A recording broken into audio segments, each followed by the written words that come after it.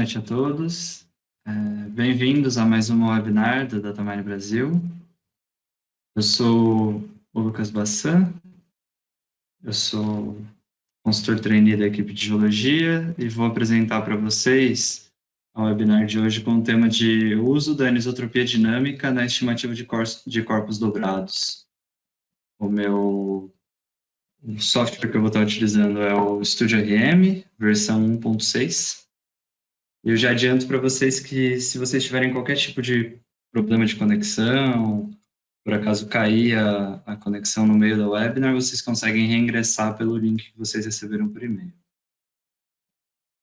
Então, aqui é um sumário dos temas que a gente vai abordar nessa webinar, né? Inicialmente vou apresentar para vocês o range de produtos da Datamine, vamos falar sobre os nossos objetivos. Vamos entrar na apresentação em si, onde a gente vai discutir o que é a anisotropia, qual é o significado físico da anisotropia para a gente quando for fazer a estimativa. Vamos falar um pouco sobre volumes de busca e o significado desses volumes para a estimativa. Falar um pouco sobre distância transformada, sobre as ferramentas de anisotropia dinâmica do StudioRM e falar um pouquinho sobre como fazer essa estimativa, avaliar um pouco os resultados dela e tudo mais. Em seguida, a gente faz considerações finais. Se a gente estiver dispondo de tempo suficiente, a gente entra na parte de perguntas e dúvidas. Então, esse aqui é o range de produtos da Datamine. A Datamine, ela atua no mercado da mineração, aí, oferecendo softwares que vão desde a área de exploração mineral até cadeia de suprimentos, então abrange aí todas as atividades que a gente for executar no setor mineral. A Datamine tem soluções específicas para cada uma delas. A solução que a gente vai utilizar é o StudioRM, que se encontra aqui na família das soluções de recursos e reservas da Datamine. Nosso objetivo é apresentar as informações gerais sobre o uso de anisotropia dinâmica na estimativa de corpos deformados ou dobrados. A gente vai fazer um passo a passo de como é feita essa estimativa e falar um pouco sobre o fluxo de trabalho também. Então, inicialmente é interessante contextualizar como é feita a estimativa de teores, né? Então, nosso contexto aqui de avaliação, classificação de depósitos minerais, ele sempre vai decorrer da estimativa de teores que a gente vai realizar. Em geral, a estimativa ela é composta principalmente por 3 elementos principais. Um grid regular, no qual a gente vai estimar os pontos ou volumes desse grid, né, que está aqui representado por um modelo de blocos. Essa trama, né, essa malha que vocês estão vendo. O limite físico da nossa mineralização, que é feito durante a etapa de modelagem geológica, que em geral é representado por um sólido ou superfícies, né? E as nossas amostras, que são os nossos furos de sondagem, em geral já regularizados. E o processo de estimativa consiste em inferir um teor para um bloco de interesse ou para todos os blocos de interesse, utilizando a vizinhança desse bloco, né, as amostras que se encontram na vizinhança desse bloco. É muito importante, então, que a gente tenha bem definido esse controle físico da mineralização, porque ele vai influenciar demais na nossa estimativa, principalmente se a gente estiver utilizando anisotropia dinâmica, como vocês vão ver a seguir. Então, para falar um pouquinho mais sobre a estimativa, todas as técnicas de estimativa, ou pelo menos a maior parte delas, e das que são mais utilizadas na indústria, elas consistem numa interpolação que é basicamente uma média ponderada das amostras que vão estar no entorno do bloco, certo? Então, o teor no ponto estimado, ele é uma combinação linear, né, dos teores que estão em volta desse bloco. E aí, os métodos eles vão diferir, basicamente, em como calcular esses pesos que vai ser atribuído a cada uma das amostras que estão na vizinhança do bloco. Então, esses pesos, eles podem depender da distância e ou da direção que tomamos as amostras, né? Então, Métodos mais simples, como o IPD, eles vão considerar simplesmente a distância. Já a krigagem vai considerar tanto a distância quanto a direção. Ou seja, com isso a gente diz que esses métodos geoestatísticos, que são mais sofisticados, eles reconhecem anisotropia. E aí, o que é a tal da anisotropia, né? A anisotropia, ela é um fenômeno, né, que depende da direção. Então, a gente pode definir aqui a anisotropia fisicamente, né, como um contraste de propriedade física ou um contraste de comportamento a depender da direção que eu tomo o fenômeno que eu estou analisando, né? Então, tem um caso clássico aqui de conhecimento dos geólogos, que é o caso da cianita. A cianita apresenta anisotropia na dureza, ou seja, se tomada em uma direção, a dureza da cianita é maior do que tomada em outra direção. Os fenômenos espaciais que a gente vai discutir, ou que a gente vai tentar descrever quando a gente estiver fazendo estimativa, eles em geral são anisotrópicos. E é importante reconhecer essa anisotropia para conseguir determinar a direção em que a nossa mineralização tem maior continuidade e a direção em que essa mineralização apresenta continuidade inferior ou intermediária. Com isso, voltando para o nosso contexto da estimativa, vamos supor que a gente tem o nosso grid aqui representado por esses quadradinhos e as estrelinhas são as nossas amostras. O quadradinho aqui destacado é o quadradinho que a gente quer estimar. Uma vez que eu preciso reconhecer a anisotropia para fazer a estimativa desse ponto, desse bloco específico, uma ferramenta que a gente costuma utilizar muito é a definição de um volume de busca. E esse volume de busca ele pode ser representado por alguns sólidos geométricos diferentes, mas é muito comum o uso de uma elipse. Em alguns casos pode-se usar um paralelepípedo também. Mas é interessante o uso da elipse justamente por consistir na definição de 3 eixos, um eixo de maior continuidade, ou seja, um eixo que tem que coincidir com a maior continuidade do depósito, né? Um eixo de continuidade intermediária e um eixo de menor continuidade, né? Que a gente está representando no 3D, mas esse eixo de menor continuidade poderia estar saindo da tela, no caso. E aí, com base nessa elipse aqui, eu consigo já fazer com que a anisotropia influencie na seleção das amostras, uma vez que amostras que estiverem nessa direção têm maior chance de serem tomadas do que amostras que vão estar nessa direção, certo? Então, com isso, a gente interpola esses teores e atribui esses teores aqui para o bloco. No estúdio, a gente define essas elipses de busca definindo basicamente dois parâmetros que essa elipse tem que ter, as rotações e os tamanhos dos eixos. Então, os tamanhos dos eixos, eles são feitos determinando exatamente os eixos, né, y, x e z, sendo que o eixo y, por padrão, né, quando não aplicada nenhuma rotação na elipse, esse eixo y é coincidente com a nossa direção norte, azimuth 0, o eixo x é coincidente com o azimuth 90, a direção leste, e o eixo z coincide com as cotas para cima, né? Então, se a gente estiver olhando uma seção norte-sul, o eixo z aqui vai apontar para cima. E as rotações no estúdio, elas são sempre tomadas em torno de um eixo de referência, no qual os outros 2 eixos são rotacionados, e as rotações, elas são positivas quando feitas no sentido horário. Com isso, a gente pode dizer que o estúdio ele segue a regra da mão esquerda, onde se a gente imaginar um sistema de eixos, o eixo Z ele pode coincidir com o nosso dedão, o eixo Y com o nosso dedo indicador e o eixo X com o nosso dedo médio. E aí, com isso é fácil de entender como é feita essa orientação espacial dos eixos no estúdio RM. E aí, para definir o nosso elipse de busca, a gente precisa definir basicamente, então, essa orientação e os tamanhos de cada um desses eixos. Então, com esse exemplo, por exemplo, é fácil de perceber que se o trend principal da minha mineralização é N20, basta eu fazer uma rotação de 20 graus no sentido horário em torno do eixo Z, que o meu eixo Y ele vai se deslocar do azimuth 0 para o azimuth 20 graus, certo? É mais ou menos assim que funcionam essa orientação da elipse.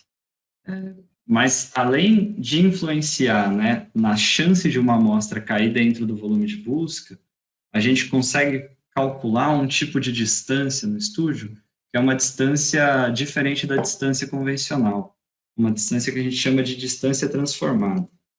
Então, vamos pensar aqui. Se eu tenho um ponto para ser estimado, aqui, ó, nesse ponto O, né, no centro do meu elipsoide, e eu tenho essas três amostras, a amostra A, a amostra B e a amostra C, se eu estivesse lidando com distância euclidiana e simplesmente a distância da amostra ao centro fosse definir o peso que essa amostra vai ter, a gente teria que a amostra A, por exemplo, ia ter um peso muito maior na estimativa do que a amostra B e a amostra C. Isso, por exemplo, se eu estivesse usando o método do inverso da potência da distância para fazer a estimativa desse ponto. Ou se eu estivesse usando o vizinho mais próximo, a amostra A ia ser tomada como a amostra que representa o vizinho mais próximo, certo? Mas o estúdio permite calcular a distância transformada, que é basicamente a distância da amostra ao ponto estimado corrigido pela anisotropia, ou pelo tamanho do eixo do elipsoide naquela direção. Para o caso da distância transformada, considerando esse elipsoide e esses três pontos, essa distância transformada ela seria a mesma para os três pontos. Então, os três pontos seriam considerados, utilizando a distância transformada, como equidistantes do centro, uma vez que o ponto C está mais distante, mas ele também se encontra na minha direção de maior continuidade. Se a gente estivesse calculando, então, o ponto O aqui, considerando o método do inverso do quadrado da distância, por exemplo, as três amostras teriam o mesmo peso na minha estimativa. Uma vez que essa distância, ela é a mesma. Mas e para o caso onde a anisotropia que eu tenho varia de acordo com a porção do depósito que eu estou? Se eu tiver, por exemplo, esse depósito aqui, né, que eu estou vendo em seção, um corpinho dobrado, onde a orientação, né, preferencial de maior continuidade da maior continuidade geológica interpretada, ela está aqui, na sequência ela está aqui, quando chega aqui, tá algo por aqui, e quando chega nesse outro flanco, ela tem mergulhos muito maiores. Ou mesmo para casos um pouco mais sutis, onde o corpo mineralizado vai sofrendo um abolamento aí, né? A gente poderia utilizar um elipsoide médio aqui para fazer essa estimativa, mas ainda assim, quando chega em pontos muito críticos, como o flanco da dobra, se eu estivesse utilizando um elipsoide com mergulho médio aqui, eu estaria pegando quase ortogonalmente a minha direção de maior continuidade, né? Porque eu imagino que a dobra ela tem uma continuidade aqui, e a minha elipse estaria aqui, ó, quase na potência da dobra. Então, quando a gente se encontra num contexto como esse, a gente tem três opções sobre o que fazer na hora de estimar. A primeira opção é não fazer nada, simplesmente utilizar as técnicas tradicionais, então que seria esse primeiro cenário, eu estou lá com o meu corpo dobrado, vou colocar o meu elipsoide na direção que eu interpretei como sendo de maior continuidade, e alguns setores simplesmente vão estar mal estimados, e se eu não dispor de muitas amostras, eles simplesmente não vão ser estimados, né? Eu posso dividir a minha mineralização em subdomínios, que é um artifício que pode ser utilizado desde que eu tenha uma quantidade de amostra suficiente e, enfim, tenha as condições necessárias para fazer isso. Então, eu venho aqui na charneira da minha dobra e divido a minha dobra em dois domínios. Cada flanco vai ser um domínio de mineralização e para cada um desses domínios eu defino um elipsoide, que vai definir a minha busca. É um artifício que pode ser interessante, pode me ajudar a melhorar a minha estimativa, mas eu nem sempre vou ter as condições necessárias para fazer essa subdivisão de domínios. Eu posso encontrar variogramas de um lado que está mais bem amostrado e não encontrar de outros, enfim, tem uma série de complicações que podem estar presentes nesse método. A terceira opção é utilizar técnicas de desdobramento, né, que a gente vai chamar de unfolding, ou utilizar anisotropia dinâmica.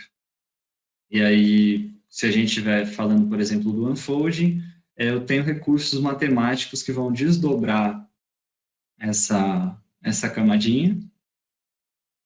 Depois de desdobrada, a gente consegue verificar essa continuidade ao longo da camada, matematicamente, pode fazer variografia, né?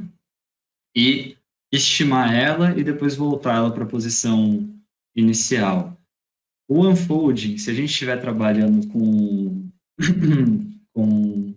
um banco de dados, né, de um depósito mineral que foi onde a mineralização antecede o dobramento, ele deve fornecer para a gente a solução matemática precisa, né, e exata para esse problema do dobramento, uma vez que a correlação espacial dos meus dados ela foi dobrada, né? Agora, se a gente estiver trabalhando com depósitos onde as dobras antecedem a mineralização, na interpretação geológica, essa deformação antecede a mineralização, e a mineralização simplesmente se utilizou de zonas de fraqueza ali, que fazem com que ela tenha orientações diferentes, dependendo da porção da dobra que eu tomo ela, o mais interessante pode ser a divisão em subdomínios, tá? Porque o unfolding pode não oferecer uma solução muito interessante para esse caso. A anisotropia dinâmica que a gente vai utilizar também tem que ser aplicada nessa situação em que a mineralização antecede aí o dobramento. Vamos discutir um pouco qual que é a diferença entre o unfolding e a anisotropia dinâmica. O unfolding, como eu já disse para vocês anteriormente, é a técnica matemática que vai pegar aqui esse trend mineralizado todo dobrado, vai desfazer essa dobra matematicamente para poder calcular, junto com com desfazer essa dobra, ele recalcula as posições das amostras dentro desse corpo, então ele vai oferecer a solução matemática exata para a gente, mas ele tem a desvantagem de precisar que seja construído um set de strings bem detalhado para conseguir fazer esse tipo de abordagem. É uma tarefa que ela é exaustiva, no sentido de que a gente tem que ir testando até conseguir desdobrar todas as nossas amostras, mas a técnica de unfolding ela é muito boa e deve ser utilizada sempre que possível. Inclusive, ela vai ser tema de alguns dos próximos webinars aí que a gente vai ter. A anisotropia dinâmica já é simplesmente uma rotação da elipse de acordo com o trend da camada. Então, para esse caso aqui, né, onde eu tenho um leve dobramento aqui, abalamento da minha camada, ao invés de calcular só com elipses que seguem um trend médio da camada, a gente faz essas elipses serem rotacionadas de acordo com a porção da camada. A grande vantagem dela é que ela é mais simples de ser utilizada, mais fácil de ser implementada na rotina de trabalho. Então, um aspecto prático aqui, né? Como que vai se dar o uso da anisotropia dinâmica na prática? Em geral, a rotina que a gente utiliza para fazer a estimativa de recursos tendo os nossos corpos mineralizados modelados, né? Ou seja, tendo um modelo estrutural aí, com as wireframes, a gente utiliza processos no estúdio para preencher e criar um modelo de blocos.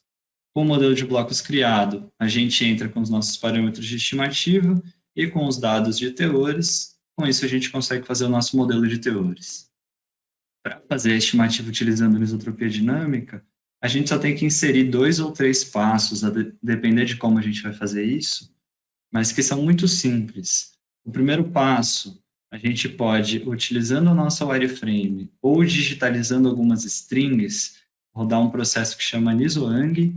Esse processo vai gerar para a gente um dataset com vários pontos no espaço que descrevem a orientação do nosso corpo mineralizado.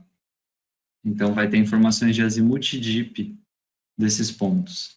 A gente pode utilizar o processo de estimativa para carimbar esses pontos no nosso modelo de blocos e, na sequência, utilizar essa informação, né, de azimuth e dip da zona mineralizada carimbada nos blocos para fazer o nosso elipsoide se comportar de maneira dinâmica. Para o caso da gente utilizar um dataset de strings digitalizadas aqui, a gente pode ter que fazer algumas correções de azimuth e mergulho. Fazendo essas correções, a gente pode usar esse outro processo, que é o APTO True, onde a gente corrige aí os mergulhos aparentes para mergulhos verdadeiros. Mas esse processo, em geral, não é necessário quando a gente utiliza as wireframes para definir esse nosso set de pontos. E aí, utilizar a anisotropia dinâmica vai ter algum impacto direto nos métodos de estimativa que a gente estiver utilizando depois dele, né? Por exemplo, para uma estimativa por vizinho mais próximo, a gente passa a ter duas opções. A gente pode utilizar uma distância sem transformação ou utilizar a distância transformada, considerando a orientação do elipsoide de busca, que vai ser uma orientação dinâmica. Então, a gente pode definir a amostra mais próxima do bloco considerando aquela distância transformada, que vai ser corrigida para cada bloco.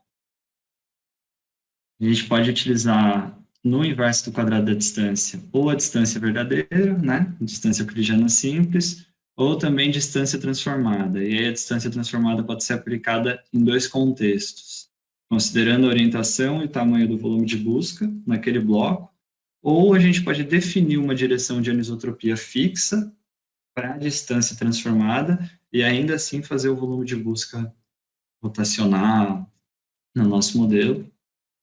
Para a krigagem ordinária, da mesma forma, a gente pode utilizar a distância verdadeira, sem transformação, e aí a anisotropia vai ser definida simplesmente, né, pela orientação dos parâmetros de rotação do modelo de variograma.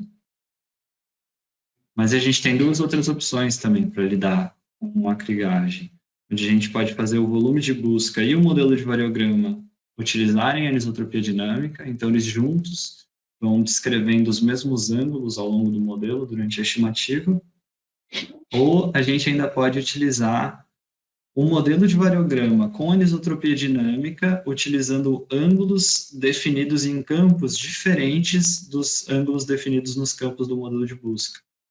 Então, a gente pode ter o nosso elipsoide de busca com uma anisotropia dinâmica e o nosso variograma, o nosso modelo de variograma descrevendo ainda outros ângulos de anisotropia dinâmica. Tudo isso pode ser customizado ali no processo Interpolate. O cenário que a gente vai utilizar vai ser esse segundo aqui da krigagem, onde o volume de busca e o modelo de variograma seguem os mesmos parâmetros de anisotropia dinâmica. Então, esses processos eu vou mostrar para vocês em detalhe agora na parte prática do nosso webinar, mas só para adiantar, eles se encontram aqui na Ribbon Estimate do estúdio, nesse agrupamento aqui que chama Anisotropy, onde a gente tem Angles, que é o Anisoang, e o DIPS, que é o APTO True. Outro aspecto prático que a gente tem que considerar aqui, antes de ir para a nossa demonstração de como fazer anisotropia dinâmica, é o dataset que a gente vai utilizar, né? Nosso banco de dados, ele conta aí com 4.369 amostras, 293 delas representam uma zona de alto teor, é uma camada delgada de cromitito, e 4.076 representam a zona de baixo teor, que é basicamente um complexo máfico ultramáfico, né, composto por gabbro, dunito, piroxenito, etc. Todo esse pacote ele se encontra dobrado, formando uma sinforme de eixo horizontal, perfeitamente horizontal, uma orientação NWSE, do eixo da sinforme. Então, se vocês se lembram aí das aulinhas de geologia estrutural, quando a gente plota aqui as normais dos planos e eles descrevem ou um grande círculo, né, ou um alinhamento bom como esse, o eixo da dobra ele se encontra como polar desse plano descrito, né? Então aqui a gente teria um plano, né, perfeitamente vertical descrito, onde a gente poderia pegar a normal desse plano aqui, esse plano que é o plano AC, né? A normal desse plano aqui seria um eixo N70W aqui, mais ou menos, direção N70W. A nossa mineralização de alto teor tem aí teores variando de 1,7% até 62%, né? Um teor médio de 34% de cromo, que é o nosso bem de interesse. A rocha principal é o cromitito, né? Que é composto principalmente por cromita, que é esse mineral que está representado. Nossa zona de baixo teor tem um teor mínimo de 0,09, máximo de 23,33, essa média de 10,98, e é representado principalmente por essas rochas ultramáficas aqui, no caso, um dunito cromitífero, nessa imagem. Então, vou abrir aqui para vocês o Studio RM para apresentar o nosso dataset. Essas aqui são as nossas amostras, já com uma legenda de alto e baixo teor. Então, essa nossa zona de alto teor, ela se encontra aqui, né, representada por essas amostrinhas menores. A gente, além dessas amostras, para fazer a interpretação geológica, a gente contou com alguns dados de geologia estrutural. Eu vou aumentar um pouquinho a escala desses dados aqui, só para vocês poderem ver. Mas esses dados de geologia estrutural no estúdio, eles podem ser representados aqui, ó, como esses discos, que mostram para a gente a orientação das nossas camadas geológicas, né? A gente também tem a opção de representar esses pontos de geologia estrutural aqui, ó, como estereonet. Então, vou carregar esses pontos aqui no nosso estereonet, informando o campo de dip e o campo de direção. Então, aquela figura que eu havia mostrado para vocês anteriormente, né? Essa aqui é a orientação preferencial, então, das nossas camadas. Com isso, foi construída a nossa wireframe de zona mineralizada. Aqui ela, representando a nossa zona de alto teor. Essa zona de alto teor é envolvida por uma grande zona de baixo teor em volta dela, né? Todas dobradas juntas aqui, nessa dobra de eixo NWSE. Legal? Então, é esse o dataset que a gente vai utilizar. E para o início da análise, o principal é realmente a gente entender bem a orientação dos corpos, né, geológicos que a gente está modelando. Dispondo dessas informações de geologia estrutural, a nossa análise consegue ficar melhor ainda. E o primeiro passo, então, a gente pode fazer strings, interpretando aqui o nosso dobramento. Eu fiz isso anteriormente, né, para a gente não precisar ficar desenhando elas aqui. Mas vou colocar uma seção por 2 pontos. Vamos clicar aqui para a gente. Eu vou puxar as nossas strings.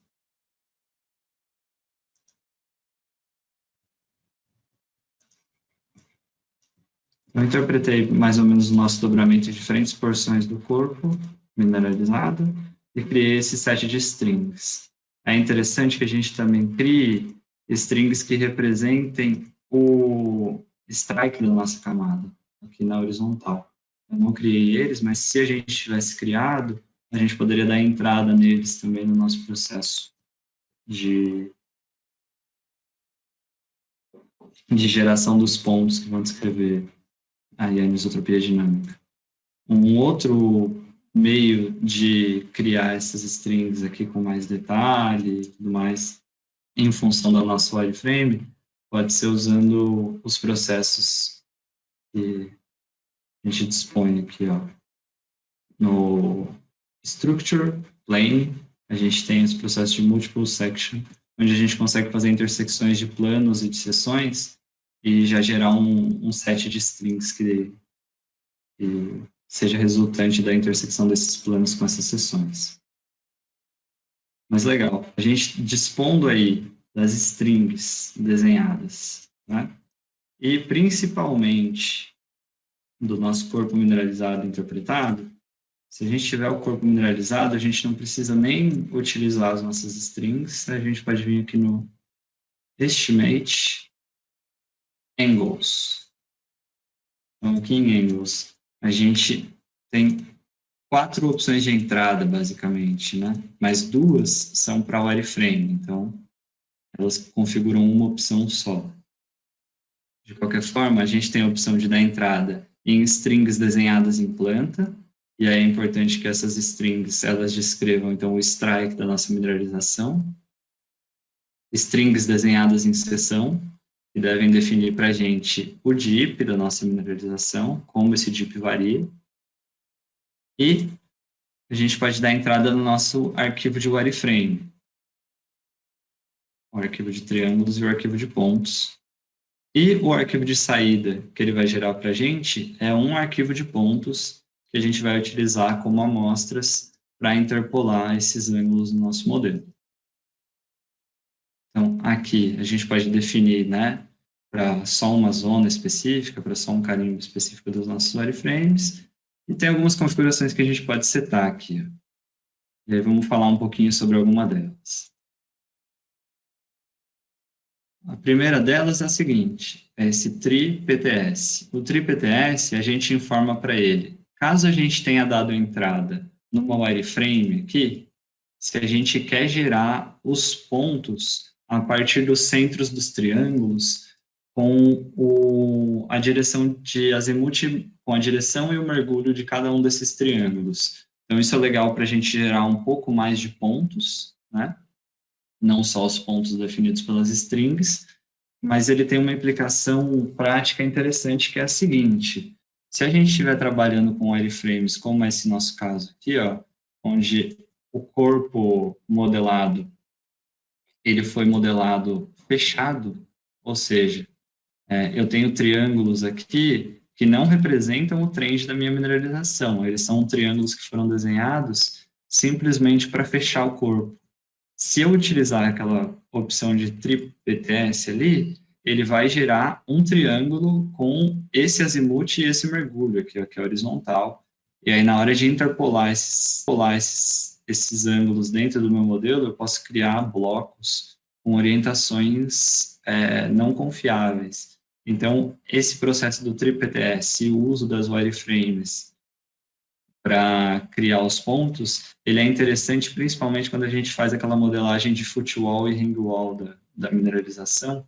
E aí, fazendo isso, o que a gente consegue? A gente consegue se desfazer desses pontos, né? E a gente bloca o nosso modelo só entre as duas superfícies.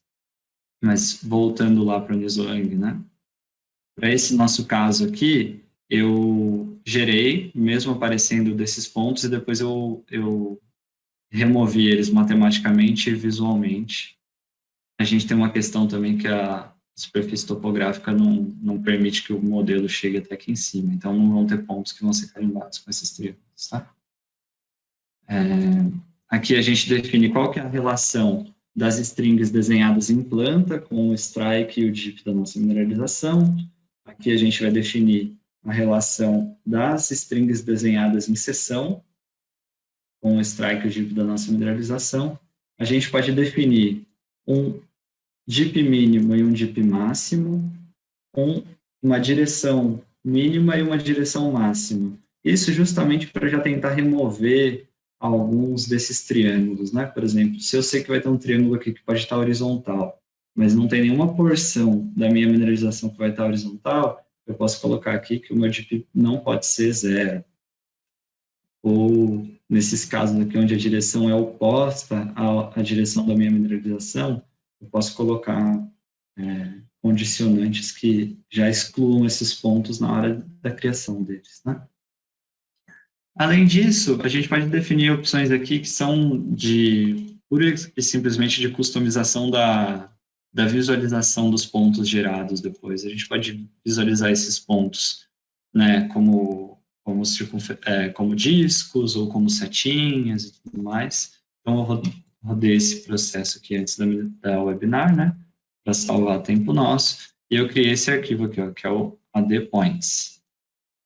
Então, esse AD_points são os pontos de anisotropia dinâmica. Vou dar um zoom aqui neles e vou tirar a visualização dessa wireframe para vocês verem eles. Então, esses pontos eles foram gerados e esses discos eles estão representando exatamente o azimuth e o mergulho, né, da minha mineralização. Cada um desses pontinhos vai representar o azimuth e o mergulho da minha mineralização. Então, percebam que eles são coerentes aí com a nossa dobra, né? Se eu mostrar aqui para vocês a tabela, ele conta basicamente, né, com XPT, YPT e ZPT. Esse carimbo de OR, porque eu gerei os pontos para a zona mineralizada de baixo teor e de alto teor separadamente, então eu tenho o OR1 e o OR2. E eu tenho a direção verdadeira e o DIP verdadeiro, que é o TR. Toda vez que a gente gera utilizando a wireframe, a gente obtém já os pontos com o azimuth e o DIP verdadeiro deles. Se a gente estiver utilizando só strings de seção e strings de planta, a gente depois precisa converter o azimuth e o DIP de aparente para verdadeiro. E aí a gente faz isso basicamente definindo aqui quais são os campos, né? O campo de DIP aparente ele vem com esse nome de AP_DIP.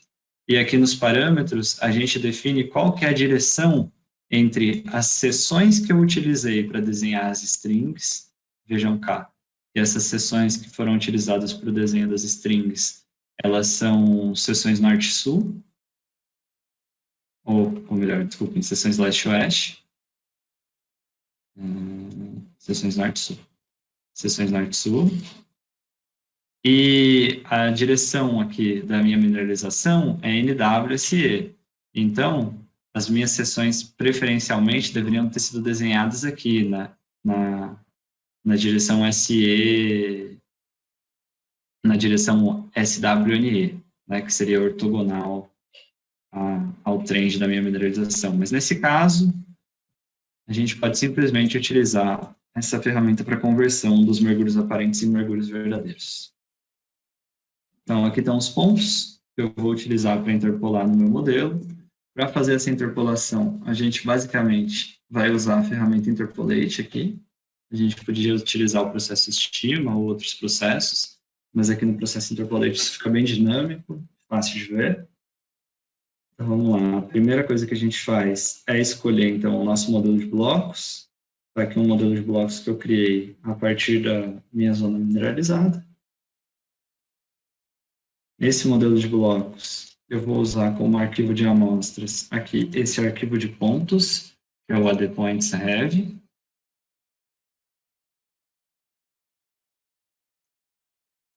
Criar aqui como modelo de saída, né? Um modelo AD. A gente não está usando o unfold, então não precisa setar nada nessa tela.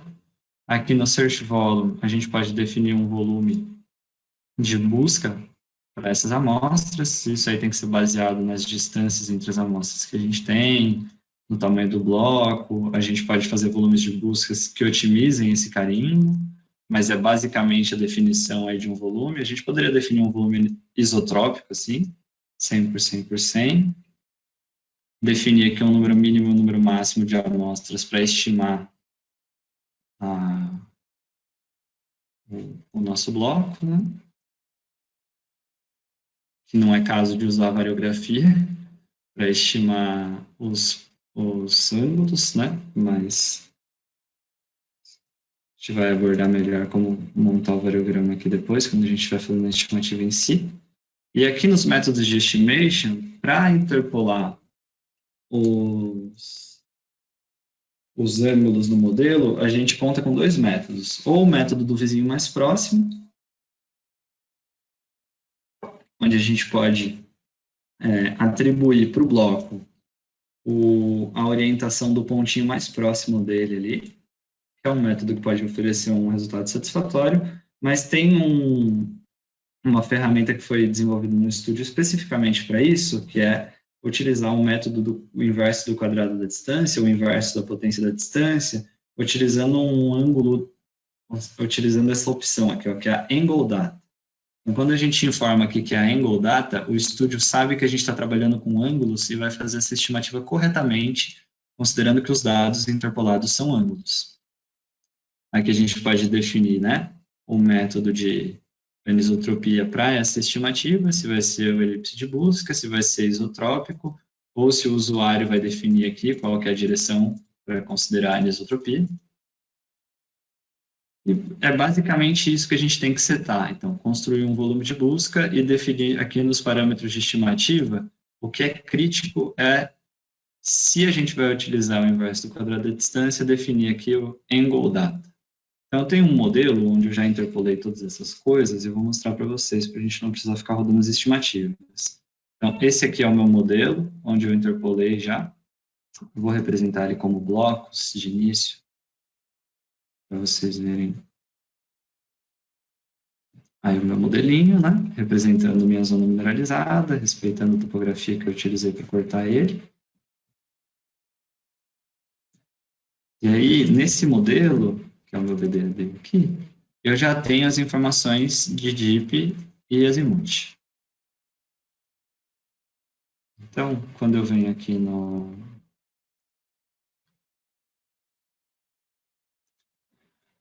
modelo, eu consigo fazer uma coisa interessante, que é a seguinte. Eu posso representar ele como pontos, e aqui mudar o símbolo para setinha, informar para ele que o DIP está registrado no TR-DIP e o DIP Direction no TR-DIP-DIR, e dar um OK. Quando eu faço isso, ele vai criar uma representação de cada um dos centros dos bloquinhos, utilizando essas direções preferenciais. Então, eu vou vir aqui, vou fazer uma seção por 2 pontos. Então, vou colocar aqui junto o meu arquivo de furos. Vou utilizar o meu arquivo de furos para fazer uma seção por 2 pontos. Vou fazer aqui uma seção isso mesmo. Vou dar um clique outside e vou representar o meu modelo aqui para a gente visualizar um pouquinho como é que ficou isso. Vejam só. Esses aqui são os carimbos colocados no modelo. Olha só que interessante. Eles seguem o azimuth e o DIP da minha mineralização aí, de acordo com a porção do corpo que eu estou. Tá vendo? Aqui eles seguem o flanco da dobra. Fica mais legal de ver. Eles seguem o flanco da dobra. Chega aqui na zona de charneira, eu tenho pontos aqui mergulhando todos os mergulhos aqui intermediários possíveis. Então, esse aqui é o modelo que eu vou usar como entrada para o próximo passo, que é a estimativa em si. Então, para fazer a estimativa utilizando aquele modelo ali, a gente vem aqui em Estimate e Interpolate de novo. Aqui eu vou dar um restore nas configurações que eu já tinha feito anteriormente, porque a gente está com um tempo curto, mas apenas para demonstrar para vocês, eu vou mudar aqui compostas. O meu modelo de blocos tem que ser o VDAD.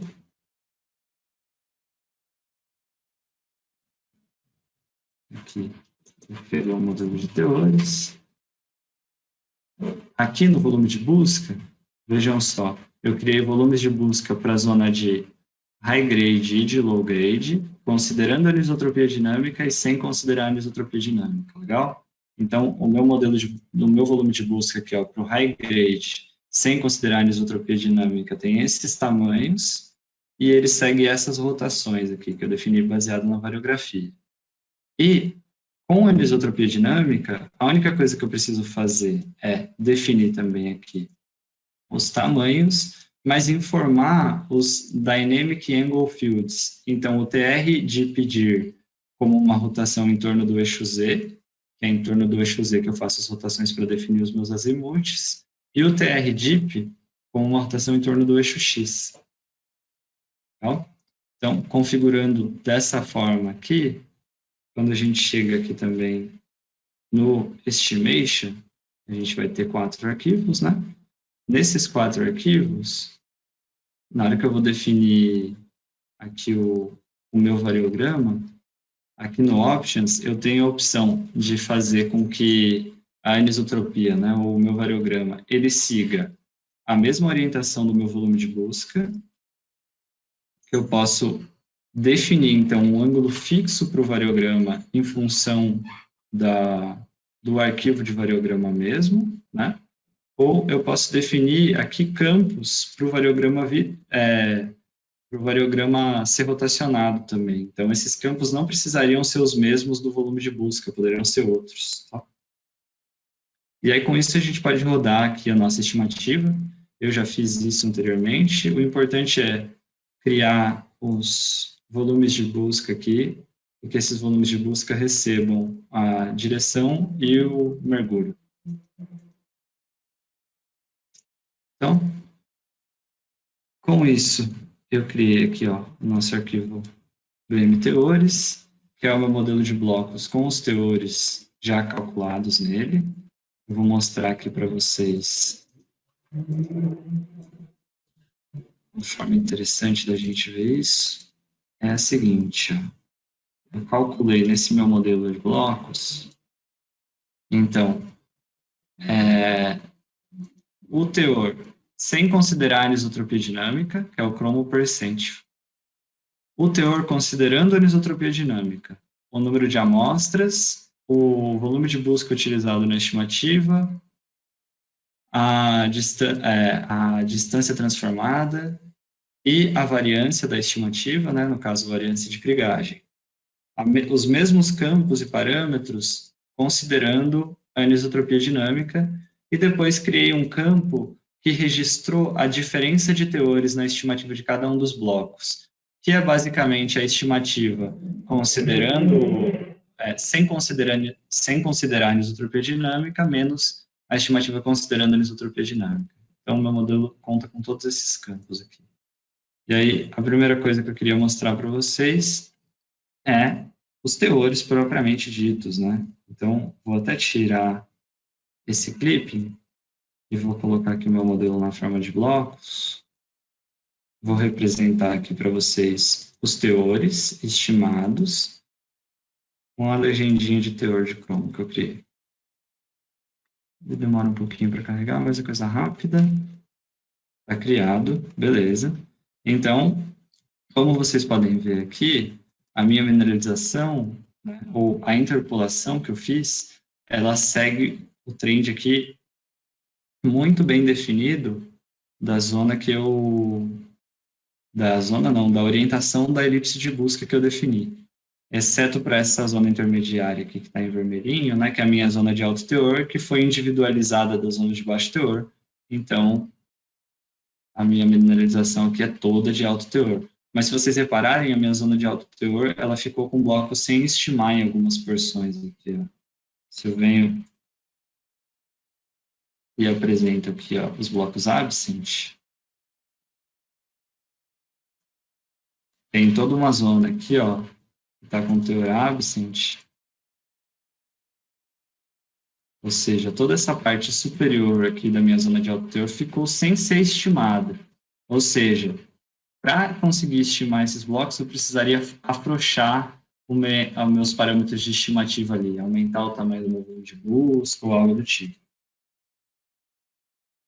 Agora, quando eu considero os teores calculados considerando a anisotropia dinâmica, a primeira coisa que vocês podem notar é que segue muito melhor o trend da minha mineralização, então toda essa zona de baixo teor aqui, ela foi bem representada na posição que ela segue da camada mesmo. todos os blocos de alto teor aqui foram estimados. Então, um resultado muito mais satisfatório aqui para a gente, né? Então, legal, consegui estimar todos os blocos da zona de alto teor sem precisar afrouxar o meu método de estimativa. E aí eu fiz um esqueminha que foi filtrar todas as amostras, todos os blocos que foram estimados com o primeiro volume de busca e fiz as estatísticas desses blocos. Eu vou apresentar aqui para vocês darem uma olhada. Então, tem dois parâmetros aqui que eu gostaria de chamar a atenção. Todos os blocos que eu estimei utilizando o primeiro volume de busca, ó, então, um volume de busca sem expansão nenhuma, eu precisei utilizar um volume até a terceira expansão para estimar quando eu considero a estimativa sem anisotropia dinâmica. Se vocês verem a distância transformada aqui, ó, das amostras, então, que é o campo T aqui, ó, a distância transformada máxima, quando eu considerei a anisotropia dinâmica, foi 0,996, e a anisotropia, a distância transformada máxima foi mais de 1, aqui foi 2,88. Significa que eu peguei amostras fora do alcance da minha elipse, fora do alcance do variograma, e a variância, quando eu considero a anisotropia dinâmica, ela tende a ser menor. Então, a média da variância aqui, ó, de Krigagem, ela foi um pouquinho menor. Mas, se a gente pegar globalmente a estimativa, os teores eles não foram alterados fundamentalmente. Assim, a distribuição de teores, ela ainda segue a distribuição que deveria seguir, porque se eu fizer aqui a diferença de teores, né, um histograma da diferença de teores, vocês percebam que ela é uma distribuição normal com a média zero. Tem uma série de vantagens, a gente poderia mostrar muitas outras, mas o tempo está curto.